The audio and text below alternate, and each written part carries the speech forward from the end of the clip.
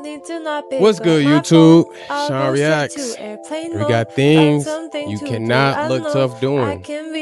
Not me though, 'cause, you know, look tough whatever I do. I don't know if it's just me, but it feels like a lot of people have the wrong definition of what being a man is. And maybe it's because there's been an influx of red pill losers who've been plaguing the internet, claiming that in order to be a real man, you need to have millions of dollars, a car that costs at least 6 figures, a woman that will double as your pet, and most importantly, have an ego that's bigger than Natalie Nunn's chin. Seriously, bro, these red pillers think they can walk into a room and people will just start bowing down like we finished performing Romeo and Juliet or something. Being a real man is about responsibility, empathy, humility, and maturity. So today, we'll be discussing some of the most innocuous junctures and occasions that would make even Hannibal Lecter look like a cutie patootie. Comment down below some other things that you can't look tough doing. What? And like and subscribe if you're new. And just as a heads up, these aren't things that people should look tough doing in the first place. For example, if someone's walking down a hill, nobody should look tough doing that. But fulfilling said act might make you look a little bit silly, you know what I'm saying? And also, everything said in this video is a joke, you feel me? Because I can already smell the comments. Stop being a bitch. You sound so insecure.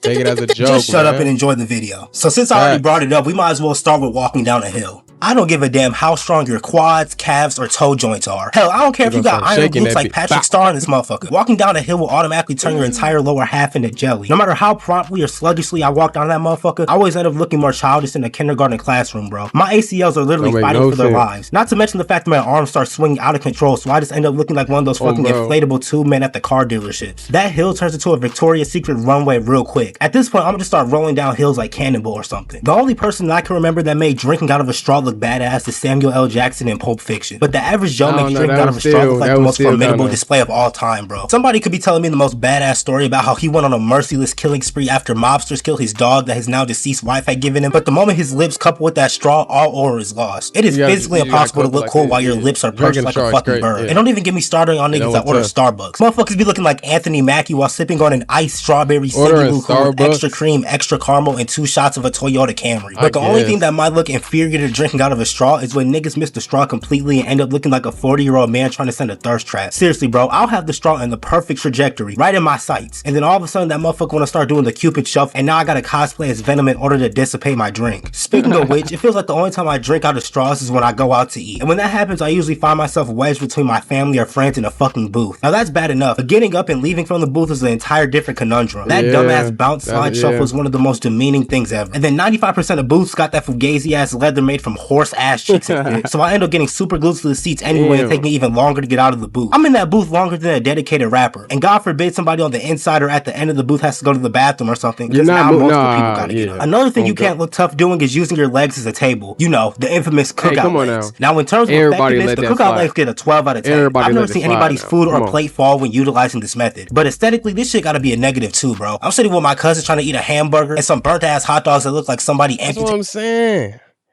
You know what I'm saying?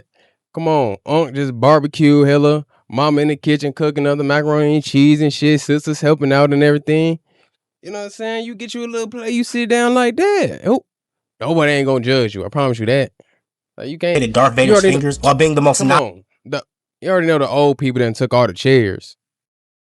Ain't nothing you can do about it, man. I need Negro at the function. I'm dead ass looking like Katie at the free throw line, bro. Knees tighter than a hipster's jeans. There's no way you'd be able to take anybody on this planet serious when they're applying this posture. Over there looking like a spatchcock chicken and shit. Now, we've probably reached the most infamous and relatable scenario in this entire video, eating a banana. But first, let me ask all my male viewers a question. Should we as men still have such an immature and trivial mindset surrounding the consumption of this potassium-powered fruit, even going so as far as to shame and ridicule those who partake in said action? No. However, do I still fall victim to the very social construct that I condemned seconds ago? Yes. I see people eat bananas in the most mind-boggling ways just because they were scared of being judged or slandered. I kid you not, I've seen some people break off pieces of a banana, eat that motherfucker like it's a pack of Skittles. It should never have to get to this point, bro. But to be fair, motherfuckers, you trying to act like a brother can enjoy a banana on a warm summer afternoon. I'm just trying to enjoy a nice snack, and now I'm getting jumped by the potassium police and the banana brigade. As long as you're not giving. As soon as you about to eat the banana, niggas looking at you.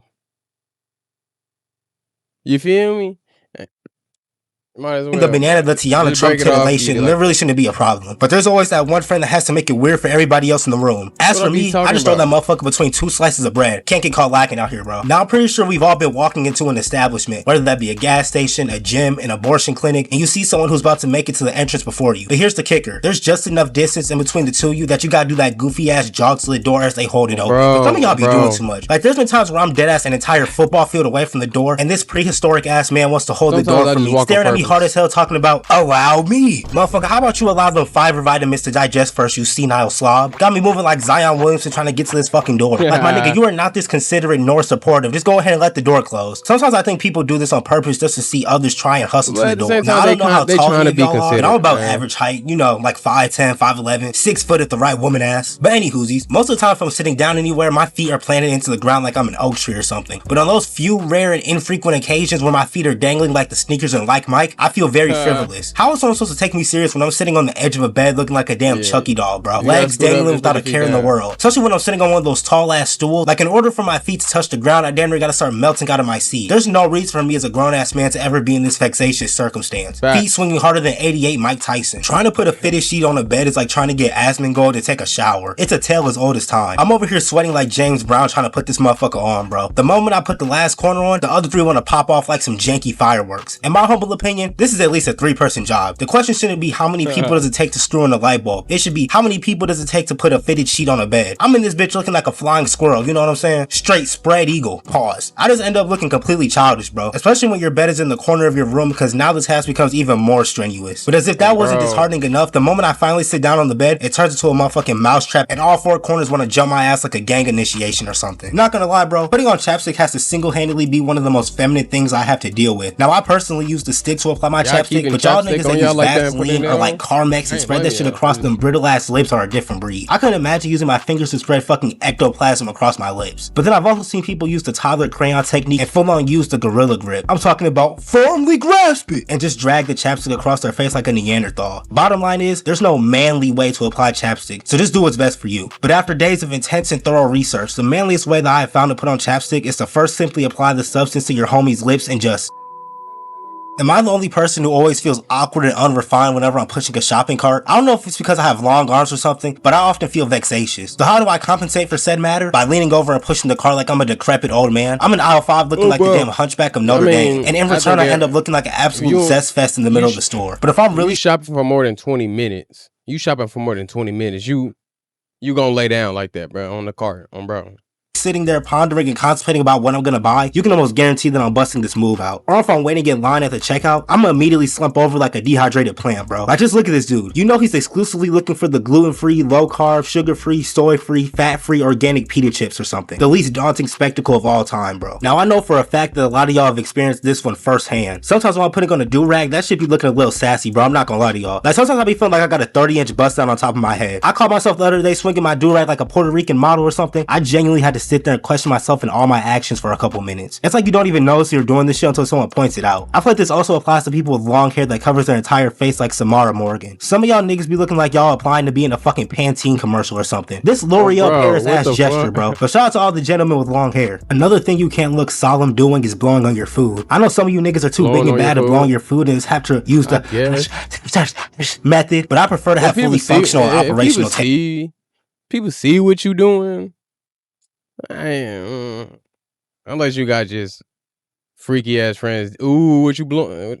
So if the food is too hot, best believe that I'm treating that motherfucker like the big bad wolf. I don't care how childish I look, but I know that a lot of y'all are probably used to having hot mouths anyway because y'all breath could melt glaciers with a single sob. The last thing I want to talk about is walking through a spider web. This will deadass make me go 0 to 100 in a matter of seconds. One moment I'm walking, minding my own business. The next I'm looking like a prime Mr. Crocker, bro. My soul transcends time and space instinctively. And as y'all know, spider webs are pretty much stronger than tungsten, so trying to get that shit off is damn near insurmountable. But I think that's gonna wrap everything up for this video, man. Comment down below some more things you can look tough doing. Like, subscribe, what y'all think? Join the family. I think he could have added a couple more. I'm back. I'm feeling good. I think he definitely could have added a couple more, man. But honestly, he ain't get one wrong. Shit. That's gonna be it, y'all. Please comment, like, subscribe to the video, man. Turn on post notifications. We out.